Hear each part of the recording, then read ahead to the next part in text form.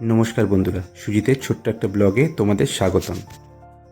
D.El.Ed ট্রেনিংয়ের ছোট্ট একটা পার্ট আছে যেটাকে বলে মাইক্রো টিচিং, এবং মাইক্রো টিচিং করতে গেলে দরকার টিএলএম। টিএলএম এখন নাম হয়ে গেছে এলটিএম, তাই এখন বসেছি সেই এলটিএম বানানোর জন্য।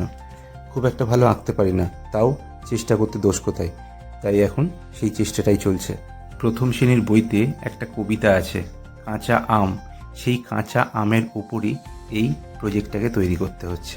এখানে তাই একটা আম গাছ ড্রয়িং করছি। তোমরা যারা আমার প্রোফাইল ভিজিট করো তারা এটা জানো যে আমি কিছু ক্রাফটের কাজ করতে পারি, যেগুলো ফেলে দেওয়া জিনিসের ওপর তৈরি করে থাকি, কিন্তু এই ধরনের ড্রয়িং আমি খুব একটা করি না, আর এতে খুব একটা বেশি আমি সাবলীল নই। তাও চেষ্টা করছি যতটুকু করে নেওয়া যায়। অ্যাকচুয়ালি এই এলটিএমগুলো ক্লাসরুমে দেখিয়ে ছোট ছোট বাচ্চাদের পড়ানো হয়। ওরা আরও বেশি পড়ার প্রতি আগ্রহ প্রকাশ করে যখন এই সুন্দর সুন্দর ড্রয়িংগুলো দেখে।